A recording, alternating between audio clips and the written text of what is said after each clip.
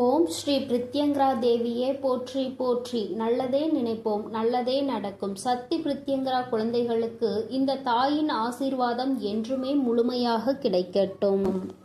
இன்று உன் தாயானவள் உன் குலதெய்வ வாக்கினை அல்லவா உனக்கு கொண்டு வந்திருக்கின்றேன்.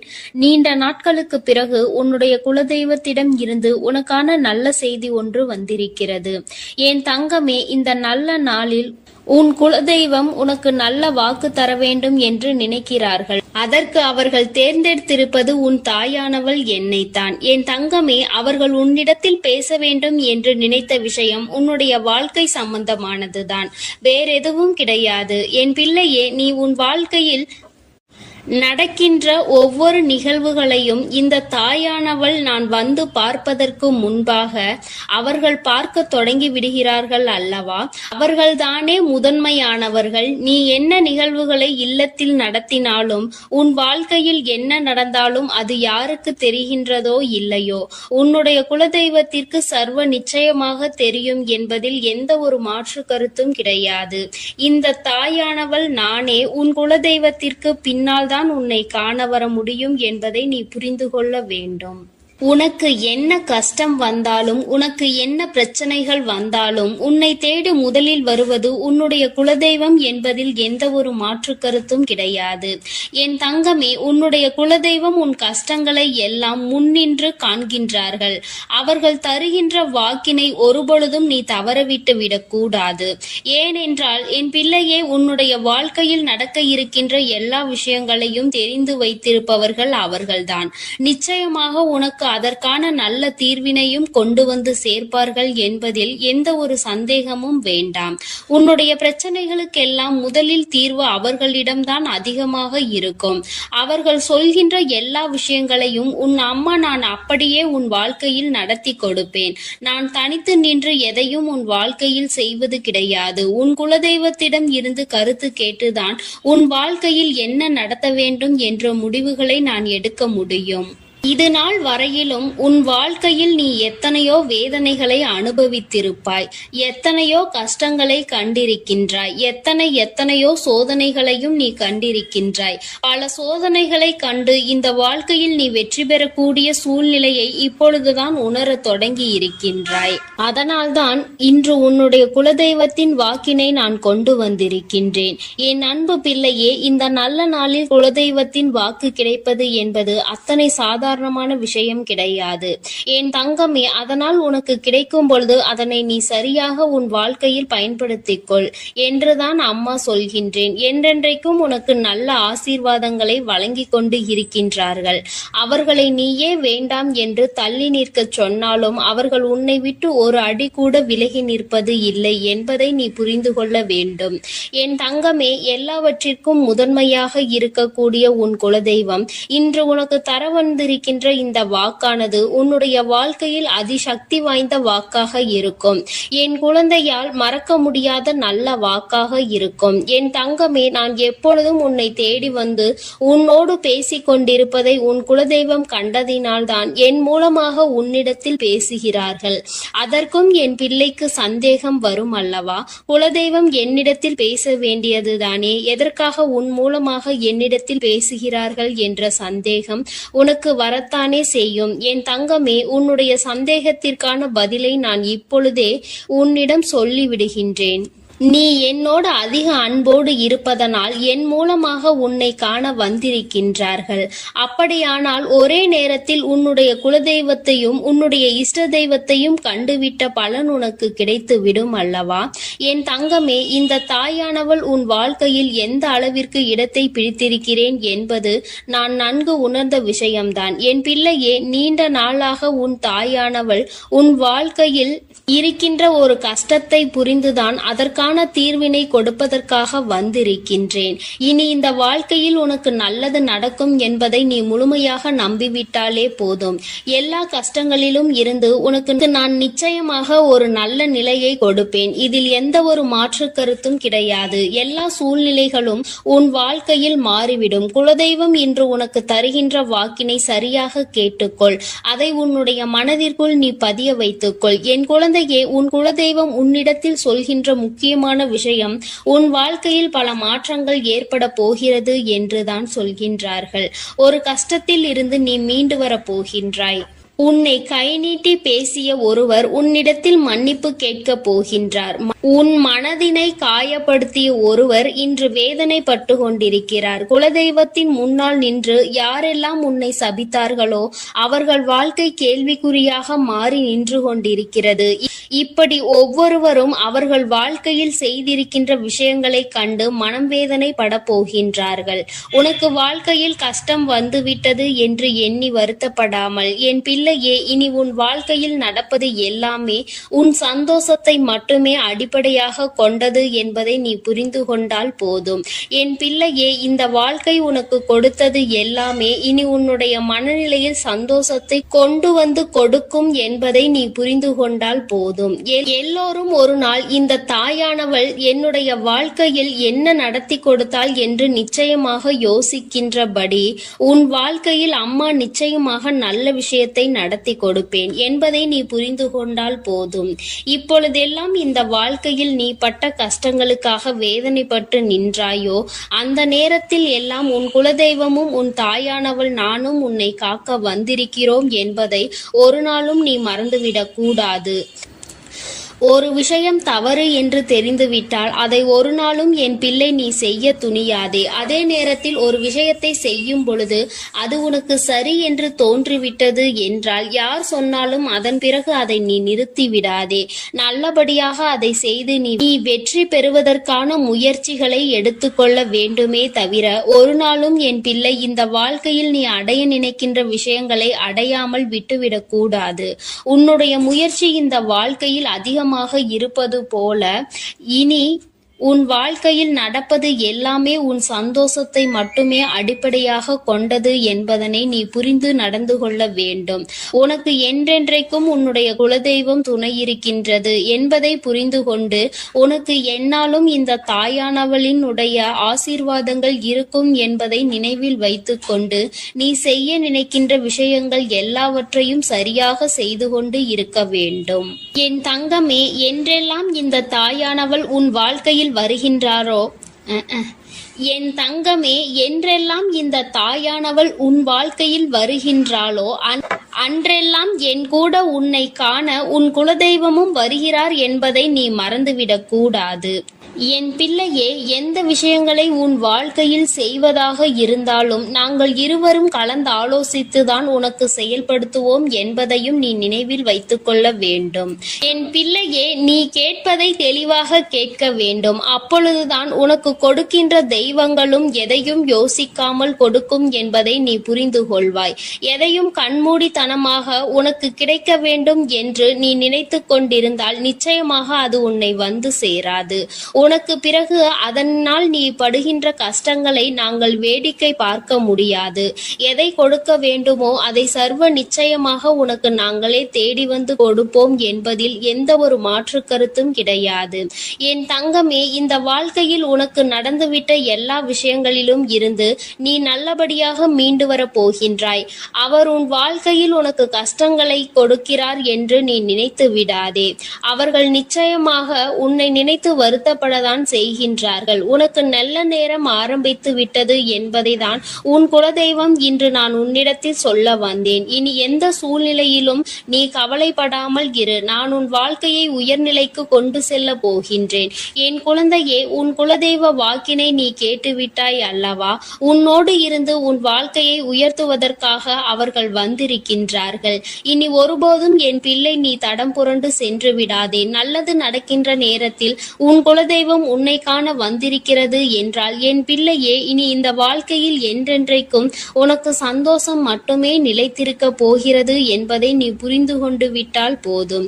என் அன்பு பிள்ளைக்கு இந்த தாயானவளினுடைய ஆசீர்வாதங்களும் உன் குலதெய்வத்தினுடைய ஆசீர்வாதங்களும் எப்பொழுதும் முழுமையாக கிடைக்கும்.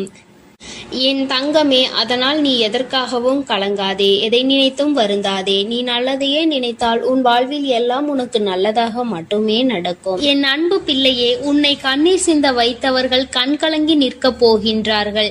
என் தங்கமே, இன்று இந்த தாயானவள் உன்னுடைய குலதெய்வ வாக்கினை கொண்டு வந்திருக்கின்றேன். குலதெய்வ வாக்கை தவிர்த்து விடாதே. ஏனென்றால் உன்னுடைய மிகப்பெரிய கேள்விக்கு உன் குலதெய்வத்திடம் இருந்து உனக்கு பதில் வந்திருக்கின்றது. என் தங்கமே, இன்று இந்த தாயானவள் உன்னை தேடி வந்து உனக்கான நல்ல வாக்கினை கொண்டு வந்ததற்கு மிகவும் முக்கியமான காரணம் என்ன தெரியுமா?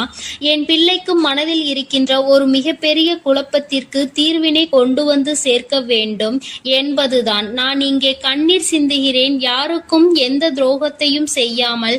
ஆனால் என்னை கண்ணீர் சிந்த வைத்தவர்கள், என்னை மனம் வருந்த வைத்தவர்கள் அங்கே நிம்மதியாக இருப்பதற்கு என்ன காரணம் தாயே என்று என் பிள்ளை நீ என்னை பார்த்து கேட்கின்றாய் அல்லவா?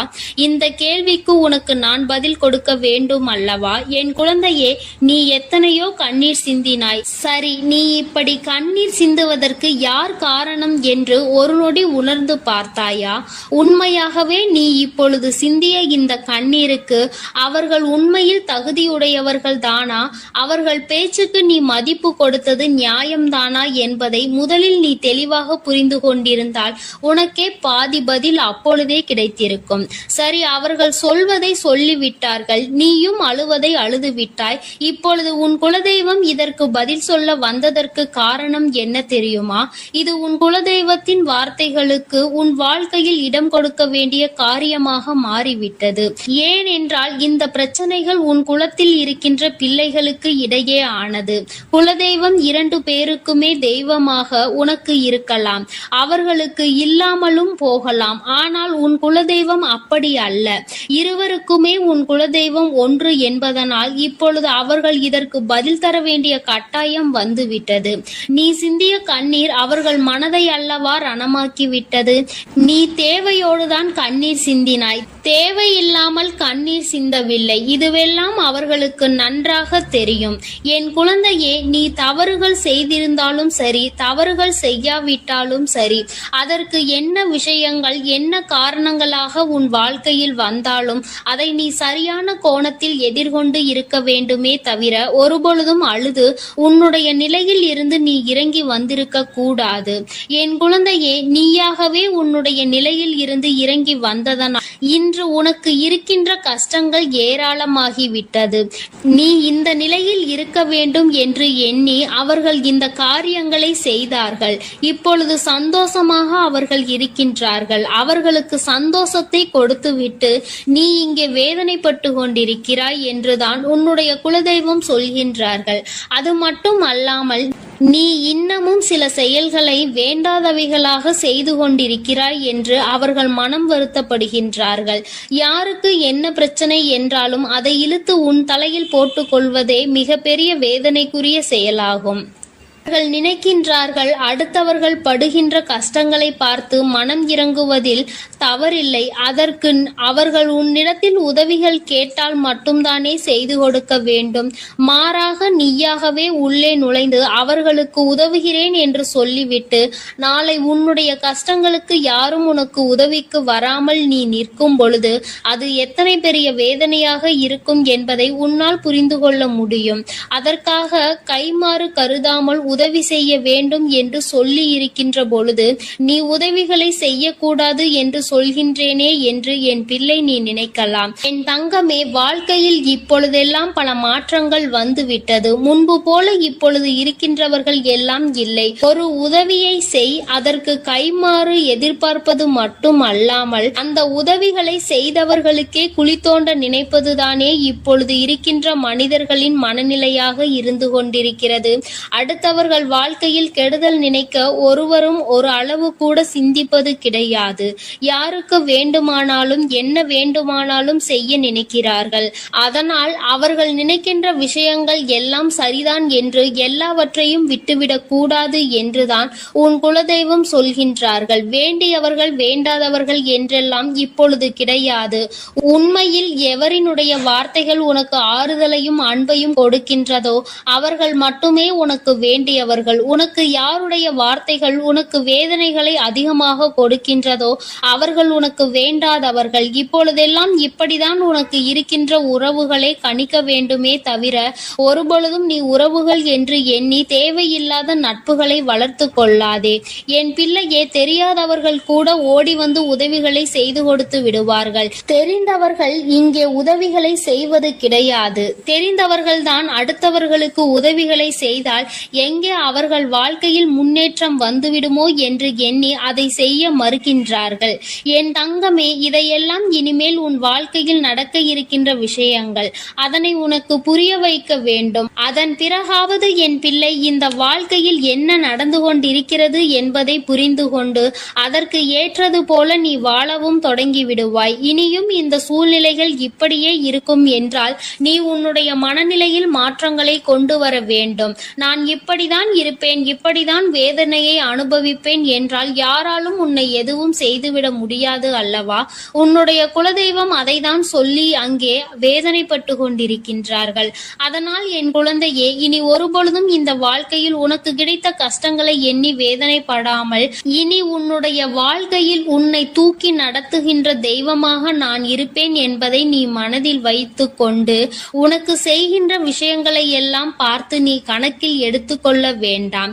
யாரை விட்டுவிட வேண்டும் என்பது உன்னுடைய கையில் தான் இருக்கிறது. எல்லாவற்றிற்கும் மேலாக இந்த வாழ்க்கை உனக்கு கொடுக்க நினைத்த சோதனைகளை எல்லாம் நீ கடந்து வந்து யார் உன்னை அள வைத்தார்களோ அவர்கள் முன்னிலையில் நீ வாழ்ந்து காட்ட வேண்டும்.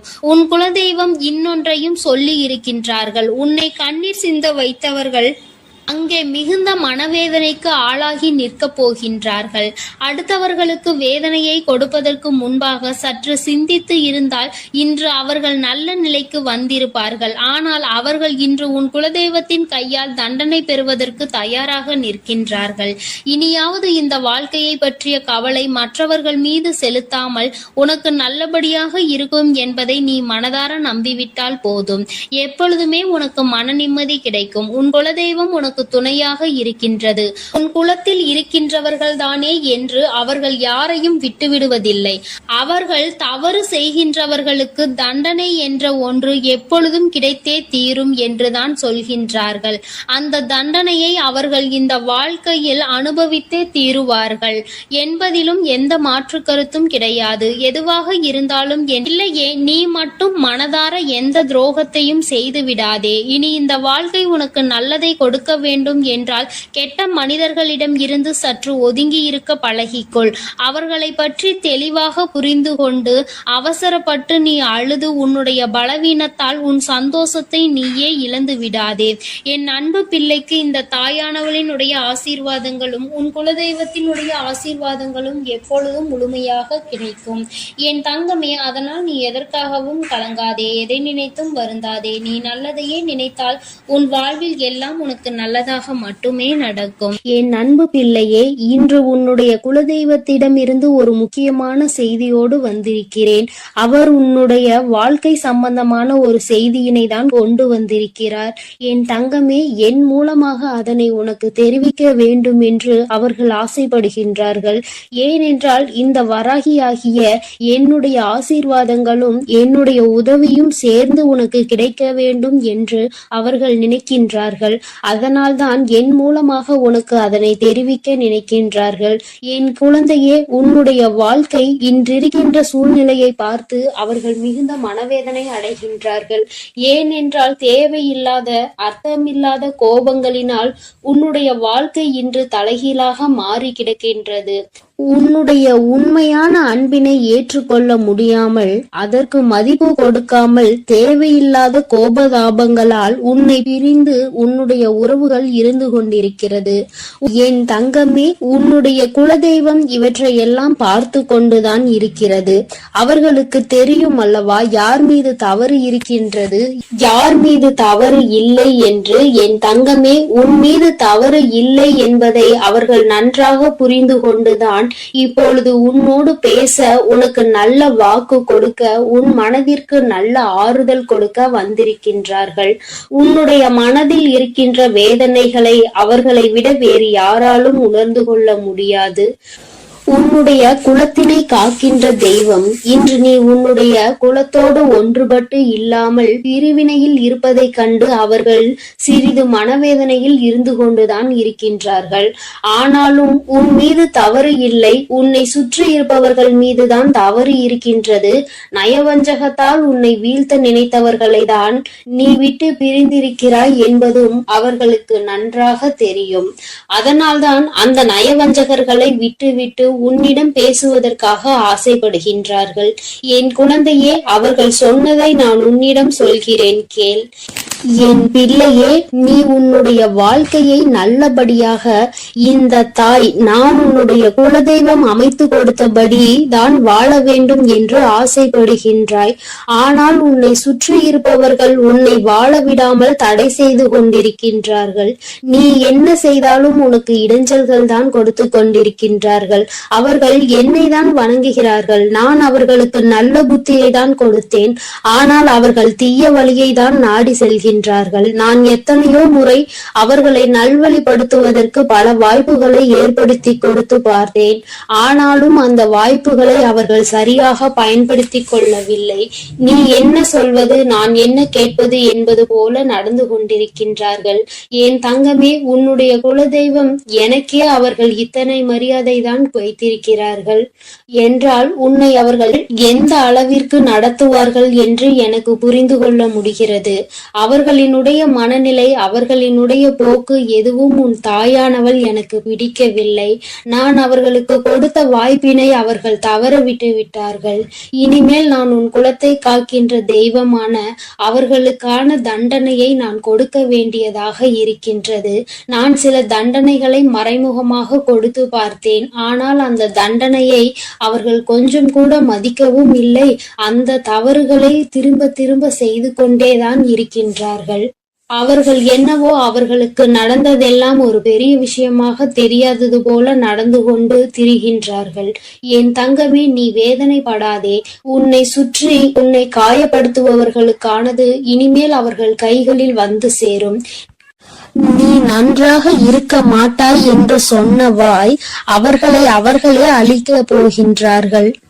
என் தங்கமே, நீ நினைக்கலாம் நம் குலதெய்வம் அவர்களுக்கு இது போன்ற வழிகளை செய்யக்கூடாது, அவர்களுக்கு இது போன்ற காயத்தினை ஏற்படுத்த கூடாது என்று நீ நினைக்கின்றாய். ஏனென்றால் உன்னுடைய மனது அத்தகைய நல்ல மனதல்லவா?